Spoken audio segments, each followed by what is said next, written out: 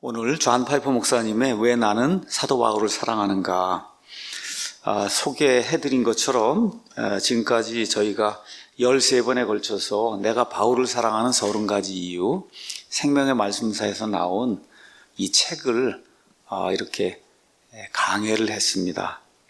이 책은 존 파이퍼 목사님이 이제 기록한 그런 책이에요. 우리가 이제 사도 바울 맥잡기도 하고 사도행전 전체 강의도 하고 이렇게 이제 해서 사도 바울에 대해서 이제 많이 공부를 했는데, 특별히 이 책은 파이퍼라고 하는 그 훌륭한 그 목사님이 자신의 한 60년 정도의 그 성도의 생활 이런 걸 이제 거치는 가운데 파이퍼를 통해서 내가 어떠한 것들을 이 바울을 통해서 내가 어떠한 것들을 배웠다, 이렇게 해서 자기의 그 경험을 이야기하는 거라 우리가 지금까지 이렇게 했던 강해와는 좀 내용이 많이 다르고 또 실질적으로 와서 닿는 그런 부분들이 좀 많이 있는 것 같습니다. 그래서 오늘은 14번째 시간, 바울은 논리의 불길을 사랑의 노래로 승화시켰다, 이런 제목을 가지고 여러분에게 말씀을 전달하도록 하겠습니다.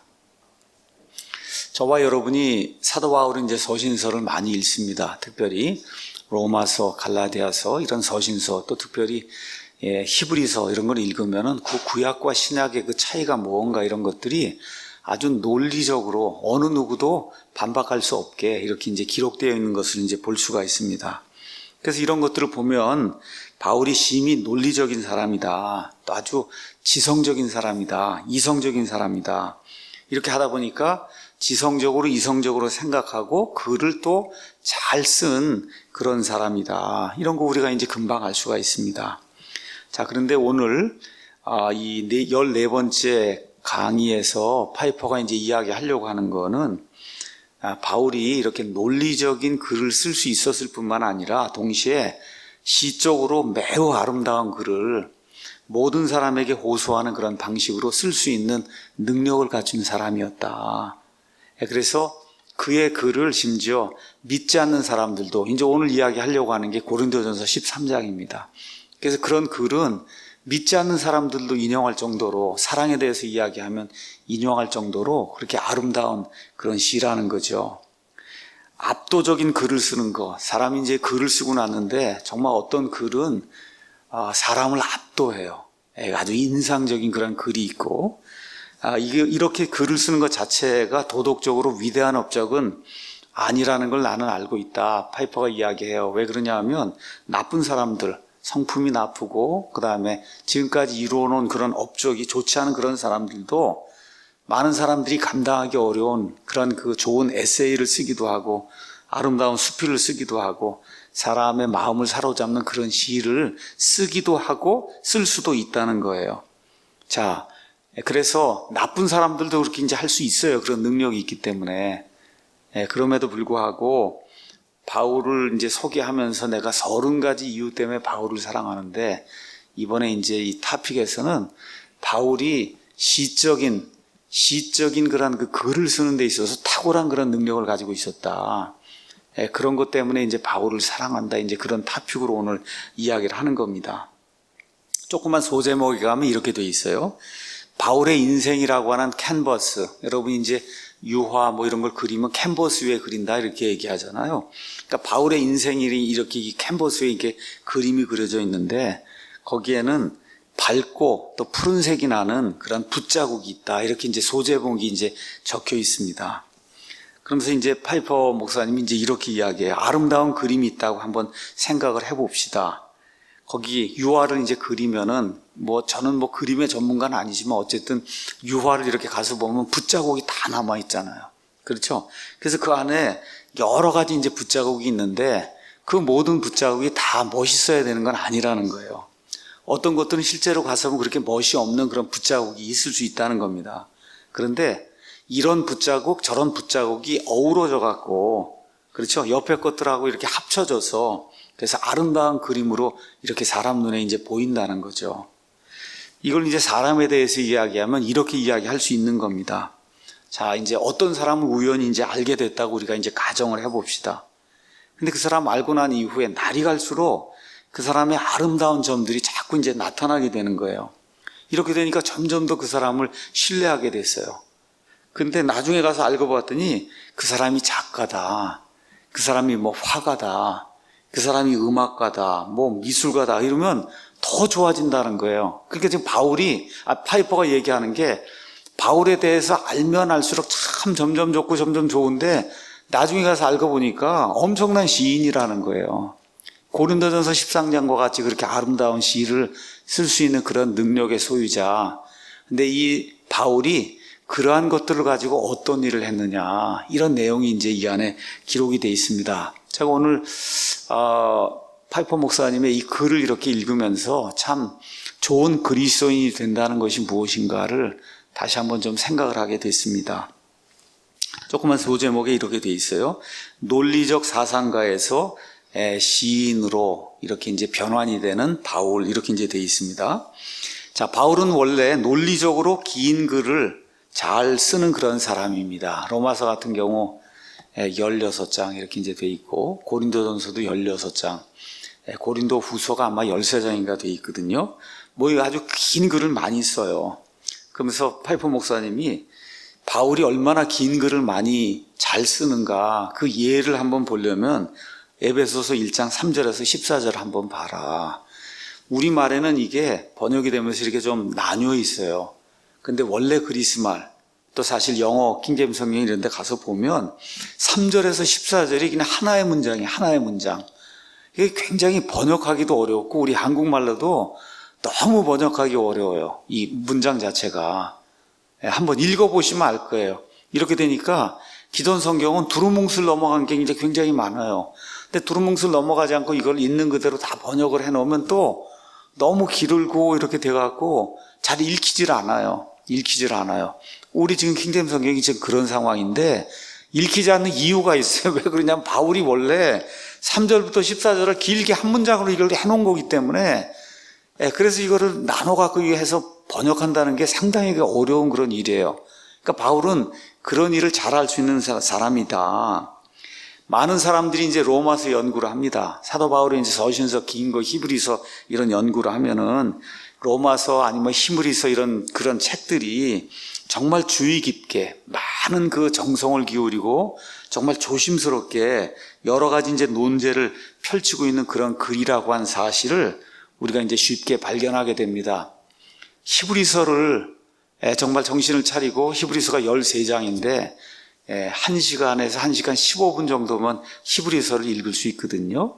그럼 한번 조용한 시간에 여기 이 히브리서 1장부터 여기 13장까지를 내리 쭉 한번 읽어보면 거기서 바울이 표현하고자 했던 거, 구약시대와 구약시대 그 제사장, 그 당시 살았던 그 백성들의 그런 상태, 이것과 예수님이 오셔서 우리의 대제사장이 되셔서 구약의 모든 것들을 다 이루시고 철폐하시고, 그렇죠? 그래서 새로운 그런 길을 열어놓으시고 정말 우리 믿음의 창시자요 완성자가 되셨다는 그분을 우리가 바라보자 하고 이렇게 나가는 그 글을 읽으면은 기가 막히거든요. 히브리서 11장 이런데 이제 가서 보면은 정말 많은 그 하나님의 사람들이 믿음으로 살다가 세상에서는 많은 핍박도 받고 죽임도 당하고 이제 그랬다는 거예요. 그 이야기하면서 끝에 가서는 세상은 그들에게 합당한 곳이 아니었다, 뭐 이런 이야기가 이제 나오는데 바울이 아니면 그렇게 표현할 수가 없는 거예요. 그러니까 우리가 너무나 귀한 존재가 돼서 세상이 우리를 받아두기에 합당치가 않았다는 거예요. 여러분, 보석이 있으면은 그 보석은 무슨 빵봉지 이런 데 집어넣을 수가 없잖아요. 이게 합당치 않잖아요. 그래도 뭐 그게 귀한 보석이면 보석함도 멋있게 만들어서 그 안에 집어넣어야 될 거 아닙니까? 관리를 하려면은. 그러니까 우리 세상에 사는 이런 사람들이 사람 눈에 보기에는 그냥 막 핍박을 당하고 쫓겨다니고 막 이런 것 같은데 워낙 귀한 보물이라 세상이 그거를 감당하지 못한다는 거예요. 둘 수가 없다는 거예요. 이런 사람들을. 이런 이야기를 지금 하고 있는 걸 보면 정말로 엄청나게 뭐랄까 논리적이고 누구도 이렇게 반박할 수 없는 그런 글을 쓰는 사람이에요. 로마서 8장을 한번 가서 보겠습니다. 로마서 8장도 성경에서 정말 귀한 그런 장입니다. 이런 데 가서 이제 31절 가서 보면 그런즉 이 일들에 대하여 우리가 무슨 말을 하리요? 이 일들이라고 하는 하나님이 부르시고, 그렇죠, 하나님이 의롭다 하시고 하나님이 영화롭게 하시고 이런 모든 일들을 쭉 이야기하고, 만일 하나님께서 우리를 위하시면 누가 우리를 대적하겠느냐, 그러면서 논리를 펴는데 그 논리가 너무 멋있는 거예요. 자신의 아들을 아끼지 아니하시고 우리 모두를 위해 그분을 내주신 분께서 어찌 그 아들과 함께 또한 모든 것을 우리에게 값없이 주지 아니하시겠느냐. 하나님에게 가장 소중한 게 하나님의 유일하신 그 독생자 예수님이잖아요. 그분을 줬다는 거예요. 가장 중요한 거, 가장 소중한 거. 그러면 나머지는 따라온다는 거잖아요. 그러니까 이런 방식의 이 논리를 이렇게 펴서 사람들에게 이 하나님의 그 선물을 이렇게 확증하는 그런 일, 이게 보통 사람이 이제 할 수 없는 그런 일이라는 거죠. 누가 하나님께서 선택하신 자들은 무슨 일로 고소하겠느냐. 왜 그래요? 하나님은 의롭다고 하셨는데, 의롭다 하신 분은 하나님이신데 누가 정죄를 할 수 있겠느냐. 그러니까 이게 굉장히 논리적인 거예요. 이 글을 읽어보면. 그러니까 누구 반대하는 사람들이 나와서 이런 말을 반박할 수 없도록 그렇게 이제 만들어요.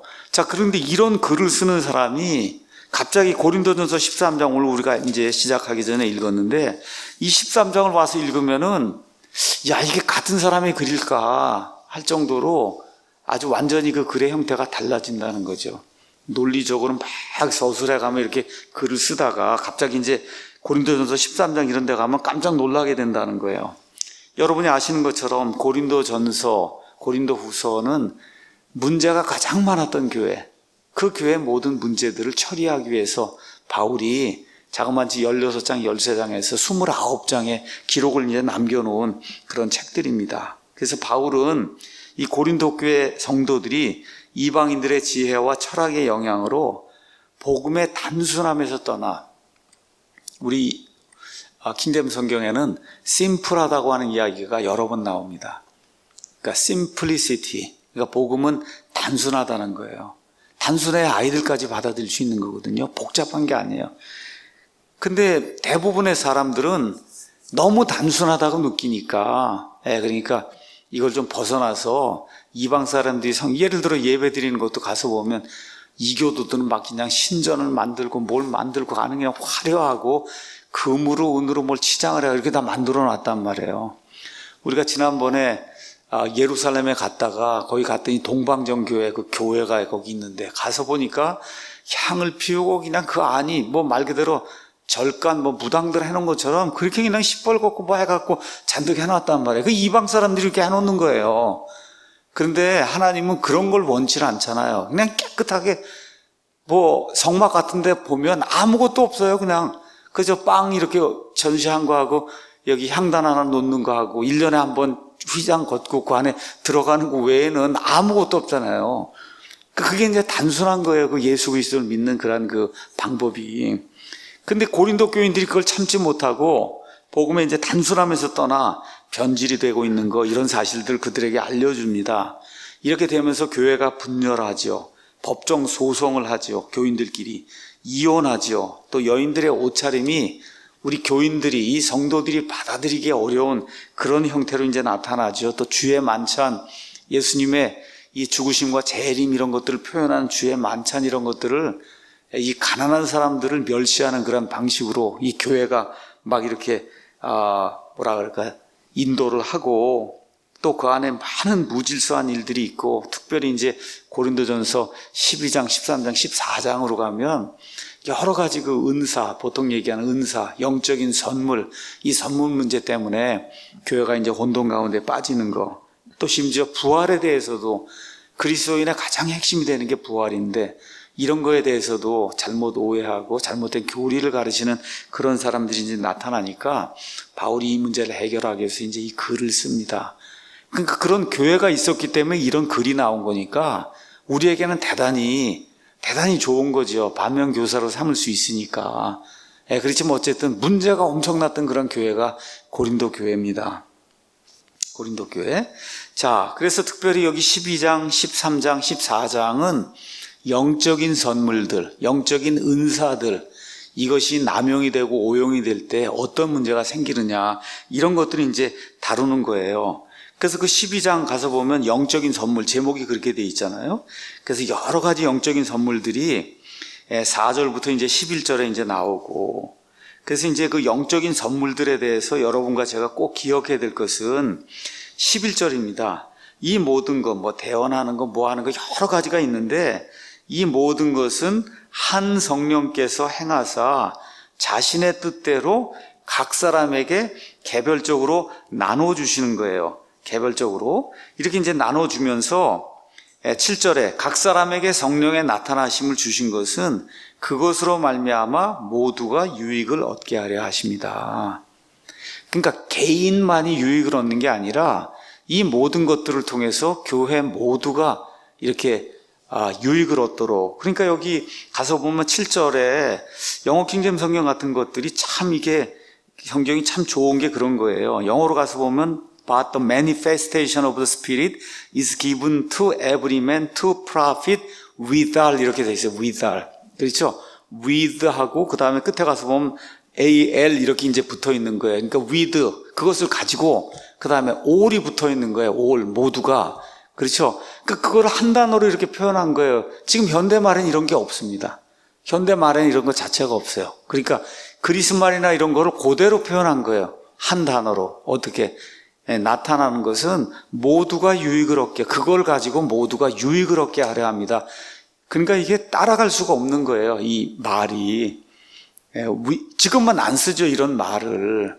이건 어디에만 쓰냐 하면 주로 미국에도 가면은 집을 사거나 팔거나 할 때 계약서를 써요. 그런 계약서는 이런 게 다 들어있어요. 법률 용어이기 때문에 조금이라도 틀리면 안 되기 때문에 이게 다 들어가 있어요. 근데 현대식으로 할 때는 안 써요. 근데 이게 17세기 이렇게 나오고 할 때는 다 이렇게 이제 기록이 돼 있는 거예요. withal, 그 다음에 또 where with, 뭐 등등 지금은 많이 안 쓰는 그런 것들, 이런 것들이 이제 많이 들어 있습니다. 자, 어찌됐든 여기 은사라고 하는 거는 개별적으로 주님께서 원하시는 대로 주는데 그 사람에게만 유익을 주는 게 아니라 모두가 유익을 얻도록 주시는 거다. 이게 이제 핵심이라는 거. 이제 이거 끝난 다음에 여러 가지 이제 문제가 자꾸 나오니까 28절에 교회에 있는 여러 가지 은사 이거를 쭉 얘기하면서 그러면서 뭐라고 이야기하느냐. 모두 다 이런 걸 가질 수 있느냐. 불가능하다는 거예요. 그러니까 모두가 방언해야 된다? 그 자체가 틀린 말입니다. 있을 수 없는 말이에요. 그렇죠? 개나 소도 방언한다 그러고 그것도 못하는 사람이 그 그리스도이냐고 이렇게 얘기하면 그 사람이 무식한 거예요. 성경이 분명히 모두가 방언할 수 없다고 얘기하니까 그 모두가 방언하지 못하는 게 당연한 거예요. 이게. 자, 이게 나오고 나서 그러고서는 이제 14장으로 가서 특별히 교회의 문제가 되고 있는 대언과 방언의 그 문제, 타언의 문제를 이야기하고 있어요. 거기에 지금 샌드위치로 뭐가 들어가 있냐면 13장이 들어가 있는 거예요. 그렇죠? 그러니까 바울이 그냥 막 열기가 나서 이걸 고쳐주려고 막 12장에 막 뭐 이렇게 대포를 쏘다가 그러고 가서 또 14장에 가서 막 대포를 쏘다가 그 중간에 13장에 시가 들어가 있는 거예요. 시가. 그러니까 이게 시가 이게 단순하게 보통 우리가 시라고 얘기하면 사람의 어떤 그 감정을 불러일으키고 이렇게 뭐 아름다움을 주고 이런 게 시인데 여기에는 그런 요소들 뿐만 아니라 논리적으로 아주 확고한 그런 그 교리가 들어있는 그런 시를 바울이 중간에 딱 이렇게 삽입을 해놓은 거거든요. 근데 이 고린도전서 13장은 지금까지 수많은 심지어 믿지 않는 사람들까지도 애용을 하는 그런 시로 지금 2000년 동안의 세월을 거치면서 이 세상에 이제 정착이 돼 있는 겁니다. 그래서 이렇게 가서 읽어보면 내가 사람들의 언어들과 천사들의 언어들로 말할지라도 사랑이 없으면 소리나는 징과 울리는 꽹과리가 되고 내가 대언하는 선물이 있고 모든 신비와 모든 지식을 이해하며 또 모든 믿음이 있어 산을 옮길 수 있을지라도 사랑이 없으면 내가 아무것도 아니오. 이렇게 쭉 나가는 거를 뭐 이거 2, 3분이면 읽을 테니까 한번 이렇게 읽어보시면 정말 시가 정말 아름답고 참 단아하고 그러면서 또 어때요? 논리적이고 그래서 아무도 반박할 수 없는 그런 형태로 시적으로 교리가 주어진 것을 저와 여러분이 이제 볼 수가 있습니다. 자, 이게 왜 나왔느냐? 여러분 12장 31절에 여러 가지 은사 이야기 하면서 가장 좋은 선물들을 간절히 이제 사모해라. 그러면서 내가 너희에게 더욱 뛰어난 길을 보여주겠다. 이렇게 이제 하면서 이제 13장이 나오는 겁니다. 자, 그래서 사실 13장은 뭐 제가 오늘 깊이 이제 강해라거나 그럴 내용은 아니고요. 13장은 현대 교회에서 가장 오용이 되고 남용이 되는 그런 장이기 때문에 잠깐 요약의 말씀만 여러분에게 드리도록 하겠습니다. 왜 가장 오남용이 되냐? 일단은 뭐 가장 많이 결혼식에서 이제 많이 사용이 되니까 오용되고 남용되는 건 아니에요. 근데 어떤 면에서 오남용이 되냐? 사랑하고 교회 오면 무조건 사랑만 해야 된다고 할 때 고린도전서 13장을 사용하거든요. 이렇게 되면 크게 오남용이 되는 거다. 크게 오남용이 되고 있는 거예요. 그러니까 성경에 하나님이 정말 하나님이고 하면 사랑만 하는 신이 될 수가 없는 겁니다. 그러니까 사랑만 하는 신은 왜곡이 된 신이에요. 성경에 나와 있는 하나님이 아니라는 거예요. 왜 그러냐? 미움이 없는 사랑은 진짜 사랑이 아니에요. 진짜 사랑이 아니에요. 그래서 여기 가서 보면 이런 이야기를 하지 않습니다. 4절 가서 보면 사랑은 오래 참고 친절하며 사랑은 시기하지 아니하며 사랑은 자기를 자랑하지 아니하며 우쭐대지 아니하며 무례히 행동하지 아니하며 자기 것을 추구하지 아니하며 성내지 아니하며 악을 생각하지 않으며 여기까지는 뭐 결혼식장에서도 그렇고 계속 이야기하기 때문에 다 이해가 되는데 그 다음을 얘기를 안 해요. 그 다음 사랑은 불법을 기뻐하지 아니하고 진리를 기뻐하는 게 사랑이다. 이게 대단히 중요한 거예요. 대단히 중요한 거예요. 그러니까 그리스도인이 됐다고 하면은 지금 이 대한민국 땅에서 이루어지는 이런 불법적인 그런 일들을 저 위에서부터 시작된 이런 일들을 보면 정말 사랑하는 그런 마음이 있으면 그럼 어떻게 해요? 이게 불같이 타오르는 그런 마음이 생겨야 되는 거예요. 이게 그냥 단순하게 소프트하게 뭐 서로 사랑하자는 그런 것만이 아니고 불법을 기뻐하지 아니하고 부정선거 의혹이다 뭐 이런 얘기가 나오고 그러면 그래 뭔가 그런 게 있어 하고 찾아보고 도와주려고 노력하고 그런 일들을 해야 되는 거예요. 그게 진리를 기뻐하는 거예요. 그게 진리를 기뻐하는 거. 이것 때문에 그리스도인들이 많은 핍박을 받으면 지금까지 여기 내려온 거거든요. 그러니까 우리 그리스도인들이 해야 될 그런 일들 중에 하나가 이런 부분인데 교회 안에서도 불법이 많고 비진리를 추구하는 게 있고 그럼 그걸 미워해야 그게 진짜 사랑이지 말로만 좋은 것만 자꾸 이야기하는 그게 사랑이 아닌 거죠. 그러니까 불법을 기뻐하지 아니고 진리를 기뻐한다는 게 다른 말로 표현하면 하나님의 거룩함을 이야기하는 거거든요. 그러니까 지금 사랑, 아가페라고 하는 걸 이야기하면서 우리가 보통 얘기하는 love와 그 다음에 holiness, 거룩함 두 개가 다 강조가 돼서 지금 나오고 있다는 거, 이런 것들을 우리가 간과하면 안 된다. 그러니까 고린도전서 13장이 지금 이야기하는 거, 왜 이런 이야기를 해요? 이 고린도 교회 성도들이 지금 하고 있는 일이 불법을 행한 일이고 진리를 행한 일이 아니라는 거예요.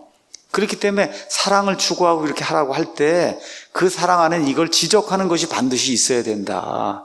이런 내용으로 지금 바울이 이야기하고 있는 겁니다. 그래서 1절에서 3절을 가서 보면은 사랑은 이제 사람을 풍성하게 해주는 그러한 그 하나님의 속성이다. 이제 이런 것들이 이제 나와 있고 특별히 이제 4절에서 이제 7절에 가서 보면 사랑은 사람을 세워주는 거다. 교회를 세워주는 거다. 여기 가서 보면은 4절에서 그 7절 그 네 구절에 charity, 우리가 이제 charity baptist church 이렇게 되어 있는데 이 사랑의 16가지 특징이 이제 나옵니다.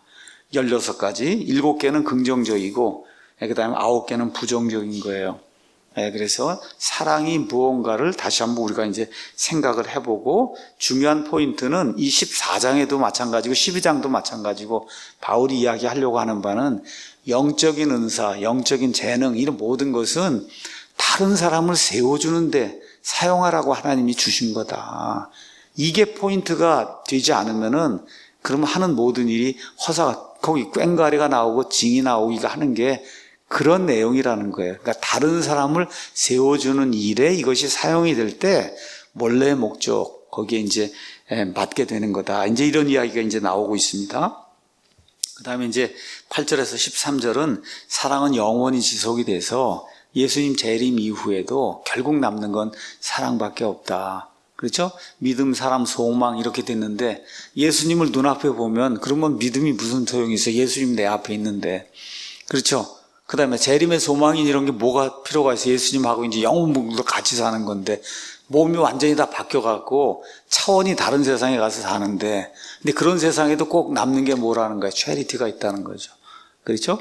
예, 그런 이야기를 이제 쭉 하고 있는데, 이게 시적으로 아주 대단한 그런 그 시입니다. 그래서 고린도전서 13장을 저와 여러분이 이렇게 읽으면은 지금까지 우리가 늘 사랑하던 로마서, 히브리서, 갈라디아서 이런 그 스타일의 글과는 이제 완전히 달라요.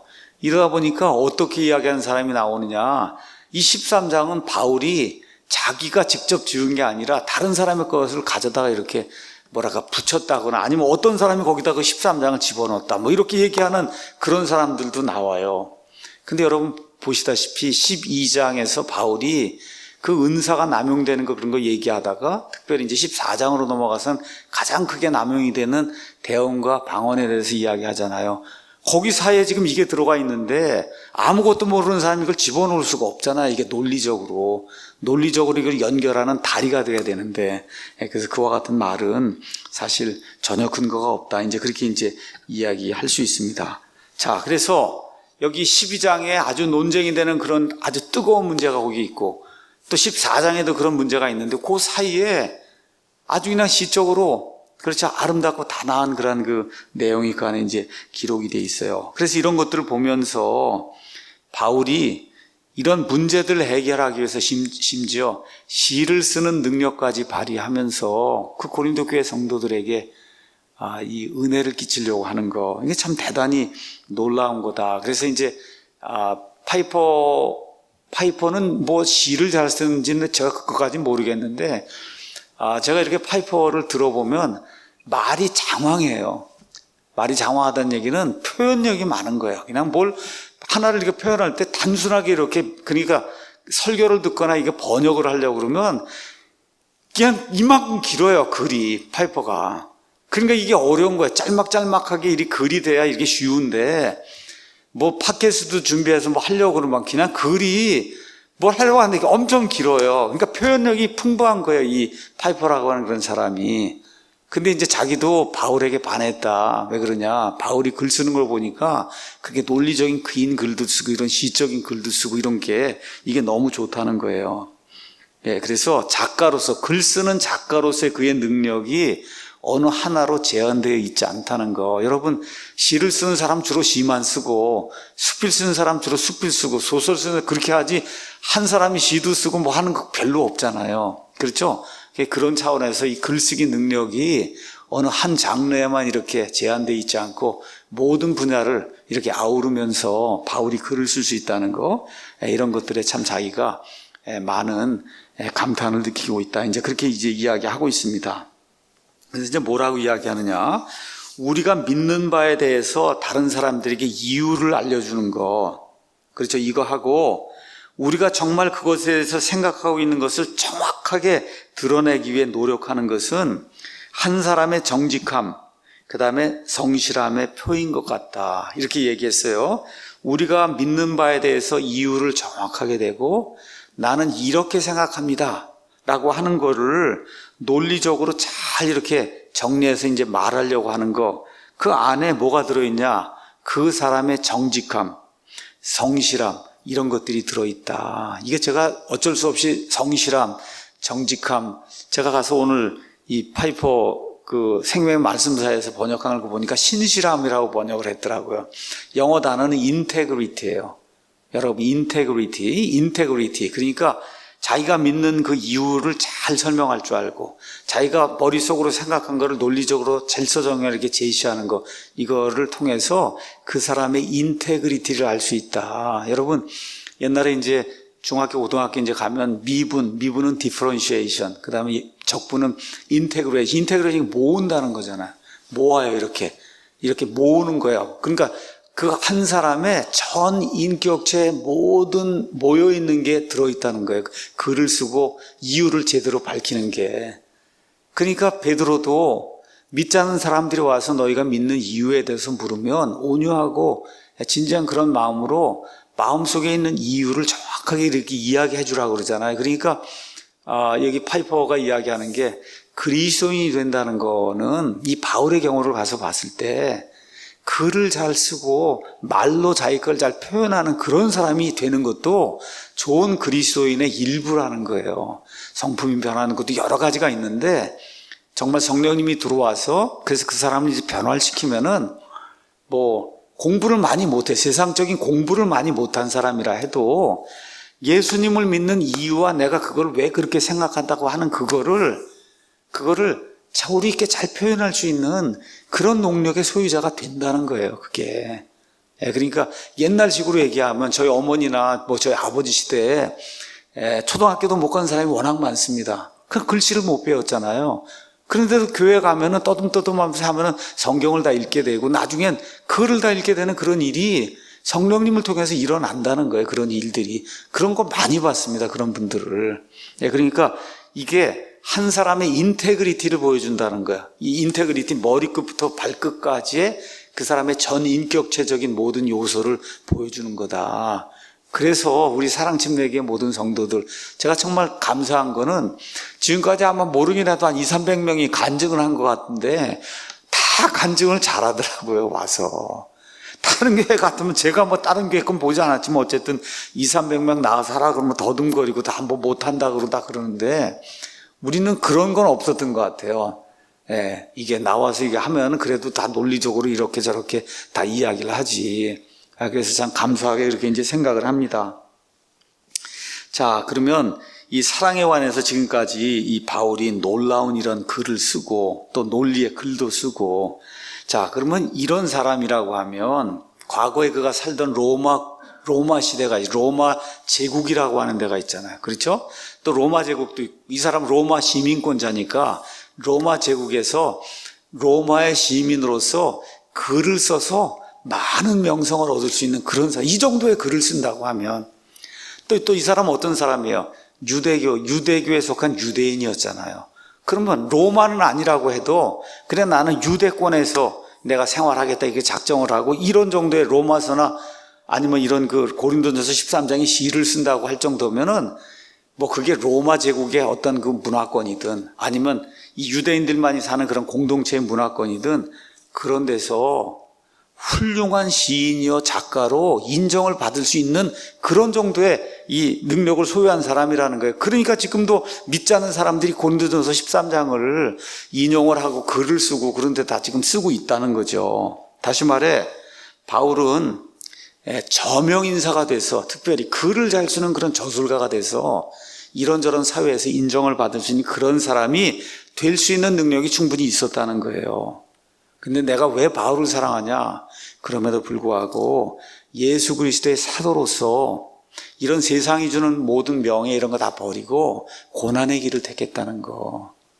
이런 많은 시적인 능력, 글을 잘 쓰는 그런 능력 이런 게 있었음에도 불구하고 그래서 저명인사가 되거나 이런 거 택하지 않고 예수님의 교회를 섬기기 위해 모든 걸 포기하고 자기가 가지고 있던 모든 글 쓰는 능력 이런 거를 예수님의 교회를 위해서 전적으로 쓰는 그런 사람이 됐다. 이게 참 놀라운 일이라는 거예요. 그래서 고린도전서 13장이 지금식으로 얘기하면은 여러 가지 문학 저널이 있거나 아니면 문학을 발표하는 그런 잡지나 이런 게 있잖아요. 이런 데 이제 발표된 게 아니잖아요. 논쟁이 되는, 교회 안에 논쟁이 되는 그런 많은 문제들을 다루기 위해서 써놓은 고린도전서는 산문이잖아요. 앞부분, 뒷부분 산문인데 거기에 시로 하나 들어가 있는 거거든요. 근데 그 시가 자기의 명성을 추구하게 하는 그런 시가 아니라 다른 사람들을 도와주기 위해서 적어놓은 시잖아요. 그래서 다른 사람들을 도와주기 위해서. 그래서 이런 것들을 기억할 때 정말 고린도전서 13장이 너무나 우리에게 커다란 아름다움을 준다. 이제 그렇게 이야기를 하고, 그래서 또 파이퍼는 이런 얘기를 해요. 바울이 문학 작가로서의 삶이 아니라 예수 그리스도의 제자로서 고난의 길을 택한 것을 볼 때 만일 바울이 이 고통의 길, 고난의 길을 겪지 않았더라면 어떻게 고린도전서 13장을 쓸 수 있었을까? 이것도 하나님의 은혜라는 거예요. 그러니까 세상 작가 같으면 좋은 길을 택해서 막 나가면 뭐가 될 것 같은데 바울이 지금 고린도전서 13장이라는 이러한 불후의 명작이 시를 쓸 수 있었던 것은 그가 모든 걸 버리고 아이러니하지만 예수 그리스도를 쫓아가는 그 고난의 길을 택했기 때문에 그래서 이런 아름다운 작품이 그의 삶을 통해서 나올 수 있었다는 겁니다. 그래서 이런 아름다운 시는 바울의 삶에 드러난 그 도덕적 아름다운 측면에서 우연히 일어난 것이 아니다.